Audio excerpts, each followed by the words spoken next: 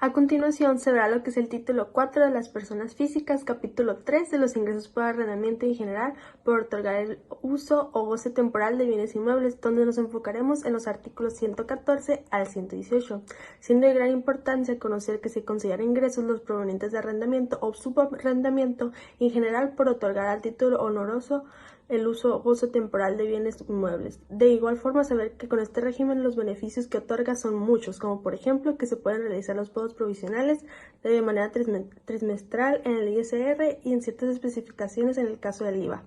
Sin más que decir, continuemos. El artículo 114, fracción 1, nos dice que los provenientes del arrendamiento o subarrendamiento en general por otorgar a título oneroso el uso o goce temporal de bienes inmuebles en cualquier otra forma. La fracción 2 nos dice que los arrendamientos de certificados de participación inmobiliaria no amortizables, para los efectos de este capítulo, los ingresos en crédito se declararán y se calcularán el impuesto que le corresponda hasta el año del calendario en el que sean cobrados. Artículo 115. Las personas que obtengan ingresos por los conceptos a que se refiere este capítulo podrán efectuar las siguientes deducciones. Fracción 1. Los pagos efectuados por el impuesto predial correspondiente al año de calendario sobre dichos inmuebles, así como por las contribuciones locales de mejoras y, en su caso, el impuesto local pagado sobre los ingresos por otorgar el uso o goce temporal de bienes inmuebles. Fracción 2. Los gastos de mantenimiento que no impliquen adiciones o mejoras al bien de que se trate y por consumo de agua, siempre que no los paguen quienes usen o gocen del inmueble. Fracción 3. Los intereses reales pagados por préstamos utilizados para la compra, construcción o mejoras de los bienes inmuebles, siempre y cuando obtenga el comprobante fiscal correspondiente, se considera interés real el monto en que dichos intereses exceden del ajuste anual por inflación. Fracción 4. Los salarios, comisiones y honorarios pagados, así como los impuestos, cuotas o contribuciones. Fracción 5. El importe de las primas de seguros que amparen los bienes respectivos. Fracción 6. Las inversiones en construcciones, incluyendo adiciones y mejoras. Artículo 115, fracción 6, párrafo 1. Los contribuyentes que otorguen el uso o goce temporal de bienes inmuebles podrán optar por deducir el 35% de los ingresos. Quienes ejercen esta opción podrán deducir además el monto de las erogaciones por concepto del impuesto predial de dichos inmuebles correspondientes al año del calendario o al periodo durante el cual se obtuvieron los ingresos en el ejercicio según corresponda. Párrafo 2. Tratándose de subarrendamiento, solo se deducirá el importe de las rentas que paguen el arrendamiento al arrendador. Párrafo 3. Cuando el contribuyente ocupe parte del bien inmueble del cual derive del ingreso por otorgar el uso o goce temporal del mismo u otorgue su uso o goce temporal de manera gratuita, no podrá deducir la parte de los gastos.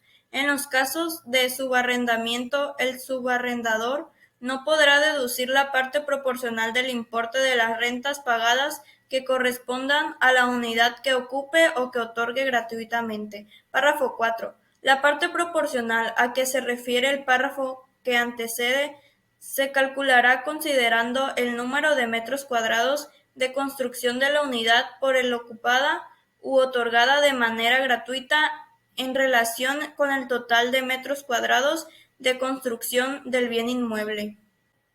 Párrafo 5. Cuando el uso o goce temporal del bien de que se trate no se hubiese otorgado por todo el ejercicio, las deducciones se aplicarán únicamente cuando correspondan al periodo por el cual se otorgó el uso o goce temporal del bien inmueble o a los 3 meses inmediatos anteriores al que se otorgue dicho uso o goce. Artículo 16. Los contribuyentes que usen o gocen de bienes inmuebles efectuarán sus pagos provisionales mensualmente o trimestralmente, a más tardar el día 17 del mes inmediato posterior al que corresponda el pago, mediante una declaración que presentarán ante las oficinas autorizadas. El pago se determinará aplicando la tarifa correspondiente a la diferencia que resulte de disminuir a los ingresos del mes o del trimestre por el que se efectúa el pago. El monto de las deducciones a que se refiere el artículo 115 de la misma, correspondientes al mismo periodo. Solo los contribuyentes que no excedan el monto mensual de 10 salarios mínimos podrán efectuar los pagos provisionales de manera trimestral. Tratándose de subrendamiento, solo se considerará la deducción por el importe de las rentas del mes o del trimestre que pague el subrendador al arrendador. Cuando los ingresos se obtengan por el pago de las personas morales, se les deberá retener como pago provisional del 10% sin deducciones, y se le tiene que mostrar un comprobante fiscal a los contribuyentes del monto del impuesto retenido. El impuesto retenido en los términos de este párrafo podrá acreditarse contra el que resulte de conformidad con el segundo párrafo de este artículo. Se podrá omitir lo de proporcionar el comprobante fiscal siempre y cuando la persona física que haya otorgado el uso o goce temporal de un bien expida un comprobante fiscal que cumpla con los requisitos de los artículos 29 y 29A del Código Fiscal de la Federación y con que señalen el impuesto retenido.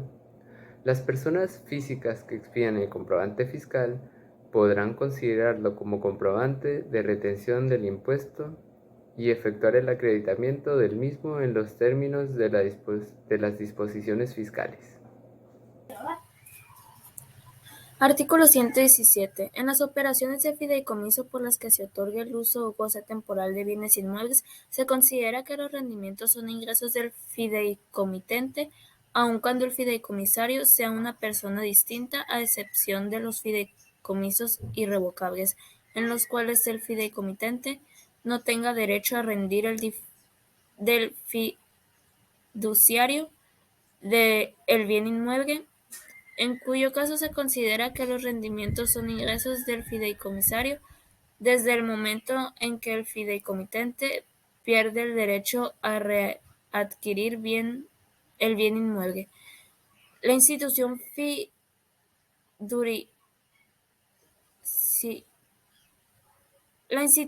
fiduciaria efectuará pagos provisionales por cuenta de aquel quien corresponde al rendimiento de los términos del párrafo anterior, durante los meses de mayo, septiembre y enero del siguiente año, mediante declaraciones que presentara ante las oficinas autorizadas.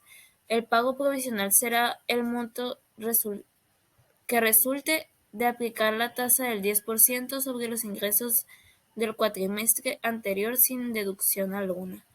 La institución fiduciaria proporcionará a más tardar el 31 de enero de cada año a quienes correspondan los rendimientos el comprobante fiscal de dichos rendimientos, de los pagos provisionales efectuados y de las educaciones correspondientes al fideicomisario anterior.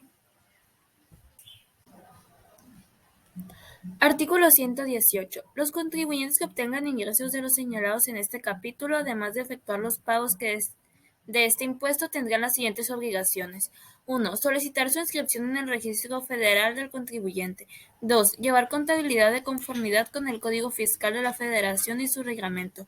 3. Expedir comprobantes fiscales para las contraprestaciones recibidas, tratándose de juicios de arrendamiento inmobiliario en los que se condene al arrendatario al pago de las rentas vencidas. La autoridad judicial requerirá al acreedor que compruebe haber emitido los comprobantes fiscales a que se refiere esta fracción. En caso que el acreedor no acredite haber emitido dichos comprobantes, la autoridad judicial deberá informar al Servicio de Administración Tributaria la omisión mencionada en un plazo máximo de 5 días, contados a partir del vencimiento del plazo que la autoridad judicial haya otorgado al acreedor para cumplir el requerimiento. La información a que se refiere este párrafo anterior deberá enviarse al órgano desconcentrado mencionado de conformidad con las reglas de carácter general al efecto emita dicho órgano. La fracción 4 nos habla que presentar declaraciones provisionales y anuales en los términos de esta ley. La quinta nos habla que informar a las autoridades fiscales, como lo es Hacienda, a través de los medios y formatos electrónicos que señale el Servicio de Administración Tributaria, mediante reglas de carácter general, a más tardar el día 17 del mes inmediato posterior a aquel en el que se realice la operación de las contraprestaciones, las cuales son los pagos que una persona o entidad hace a otra en correspondencia al que ha recibido o debe recibir. Estos recibidas en efectivo, en moneda nacional, así como en piezas de oro o plata, cuyo monto sea superior a 100.000 pesos. La información a que se refiere esta fracción estará en disposición de la Secretaría de Hacienda y Crédito Público, en los términos del segundo párrafo del artículo 69 del Código Fiscal de la Federación. Para el cálculo de los pagos provisionales y de la declaración anual hay dos formas de hacerlo. Una es la de las deducciones normales, que es tus ingresos, que en este caso son 50.000, le restas las deducciones autorizadas, que son 16.600, esto te va a dar igual a la base gravable, que son 33.400, le restas el límite inferior, que lo encuentras en la tabla de tus tarifas, que son 26.988.51, esto te va a dar el excedente sobre el límite inferior, que son 6.411.49, lo multiplicas por el porcentaje sobre el excedente del límite inferior, que son 23.52%. Esto te va a dar igual al impuesto marginal, 1.507.98. Le sumas tu cuota fija, que son 4.323.58, y esto te va a dar igual al ISR acá, 5.831.56. Y a esto le restas la retención de persona moral, que son 800, y ahí ya te va a aparecer, ya te va a dar el resultado del ISR a pagar, que son 5.031.56. Y para la declaración anual de la forma normal es poner todos tus ingresos, luego restarle las deducciones autorizadas y luego restarle también las deducciones personales. Esto te va a dar igual a la base gravable, le restas el límite inferior que encuentras en las tarifas y esto es igual a excedente sobre el límite inferior. Lo multiplicas por el porcentaje sobre el excedente del límite inferior, te va a dar igual al impuesto marginal. Luego le sumas la cuota fija, te va a dar igual el impuesto a pagar, menos pagos provisionales es igual a impuestos a cargo. Y para el cálculo de pagos provisionales de forma ciegas, o sea, de la segunda forma, no cambia mucho, solo tus ingresos le tienes que restar las deducciones a ciegas, que son el 35% de tus ingresos, y también restarle el predial. Y esto te va a dar igual a la base gravable y los pasos son iguales. Le restas el límite inferior, es igual al excedente sobre el límite inferior, lo multiplicas por el porcentaje sobre el excedente límite inferior, te da el impuesto marginal, le sumas la cuota fija y eso es igual a ISR a cargo, le restas la retención de persona moral y esto te va a dar igual al ISR a pagar. Para el cálculo de la declaración anual de forma ciegas es lo mismo que el cálculo de la declaración anual de forma normal, solo que al inicio a tus ingresos le tienes que restar las deducciones a ciegas y el predial. Y ahí después eso te va a dar igual a la base gravable y después todo va a seguir igual como en el cálculo anual de forma normal. En conclusión, podemos decir que el tema de arrendamiento basado en la ley del ISR es muy importante, ya que es necesario conocerlo para así beneficiarnos de él, en caso de que sea el régimen que se lleve. Es fundamental conocer que se consideran ingresos los provenientes del arrendamiento o subarrendamiento y en general por otorgar a título oneroso el uso o goce temporal de bienes inmuebles, al igual que los rendimientos de certificados de participación inmobiliaria no amortizables. De igual forma, saber que con este régimen los beneficios son muchos, como que puedes realizar pagos provisionales de manera trimestral de ISR y en dado caso del IVA, siempre y cuando los ingresos mensuales no superen más de 26.000 pesos mexicanos. Si percibes ingresos por arrendamiento de casa habitación o por sueldos y salarios, se puede realizar pagos provisionales de forma trimestral del ISR y que hay la posibilidad de no presentar información en la relación con el IVA y en la declaración anual del ISR. Esto es aquí información que nos quedó como un gran aprendizaje.